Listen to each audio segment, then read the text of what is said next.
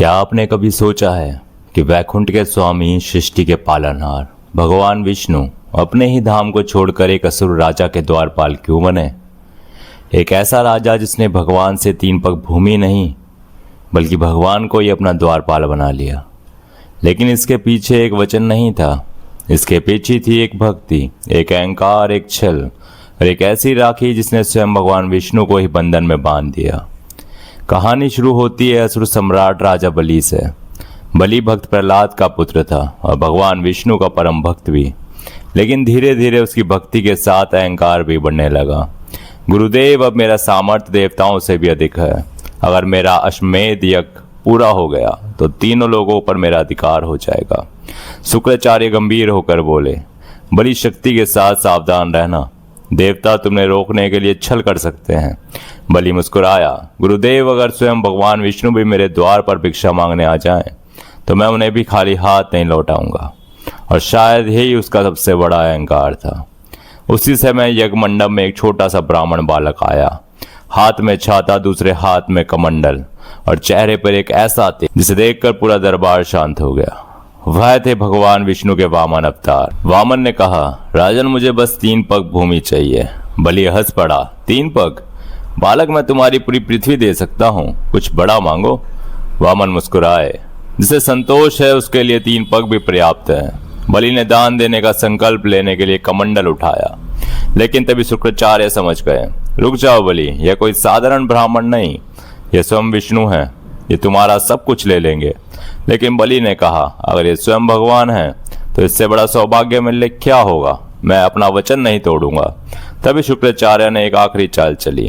उन्होंने स्वयं को सूक्ष्म रूप में बदलकर कमंडल की जलधारा वाली नली में प्रवेश कर लिया।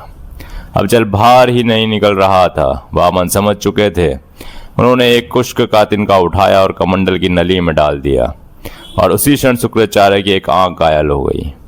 बलि ने संकल्प पूरा कर दिया और फिर छोटा सा ब्रह्मांड था वह अचानक विराट हो गया। वामन अब त्रिविक्रम बन चुके थे।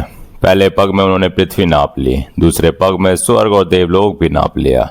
फिर भगवान ने पूछा, बलि, 2 पगों में मैंने तुम्हारी पूरी संपत्ति नाप ली, अब तीसरा पग कहाँ रखूं? बलि का अहंकार टूट चुका था, वह भगवान के चरणों में झुक गया। प्रभु, अपने मेरे राज्य ले लिया, मेरा स्वर्ग ले लिया, लेकिन मेरी भक्ति नहीं ले सकते। तीसरा पग मेरे सर पर रख दीजिए।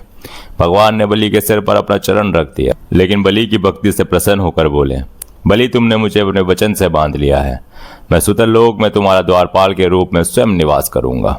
और इस तरह जिस भगवान के द्वार पर करोड़ों भक्त दर्शन के लिए तरसते हैं, वही भगवान एक भक्त के द्वार पर प्रहारी बन गया। लेकिन वैकुंठ में माता लक्ष्मी अपने स्वामी को ढूंढ रही थी। नारद ने बताया, माते, नारायण सुतुल लोक में हैं, राजा बलि के द्वारपाल बने हुए हैं। माता लक्ष्मी ने पूछा, तो उन्हें वापस कैसे लाऊं? नारद मुस्कुराए, भगवान को वापस लाने के लिए आपको देवी बनकर नहीं, बहन बनकर जाना होगा। माता लक्ष्मी ने साधारण स्त्री का रूप धारण किया और राजा बलि के पास पहुंची। उन्होंने कहा, राजन, आज रक्षा का पवित्र दिन है, लेकिन मेरा कोई भाई नहीं है जिसकी कलाई पर मैं राखी बांध सकूं। बलि ने कहा, आज से मैं तुम्हारा भाई हूं, बताओ उपहार में क्या चाहिए? माता लक्ष्मी ने उसकी कलाई पर राखी बांधी और धीरे से बोली, भैया, मुझे मेरा पति वापस चाहिए। बलि समझ गया। वह सामने खड़े होकर अपने ही द्वारपाल भगवान विष्णु को देखने लगा। फिर मुस्कुराकर बोला, माते, आज मैं राजा नहीं हूँ, आपका भाई हूँ। आपका पति आपको वापस मिलता है। और कहते ही इस प्रेम और वचन की स्मृति में रक्षाबंधन का पर्व मनाया जाता है, क्योंकि इस कहानी का सबसे बड़ा रहस्य यही है कि भगवान को शक्ति से नहीं बल्कि प्रेम, भक्ति और सच्चे वचन से बांधा जा सकता है।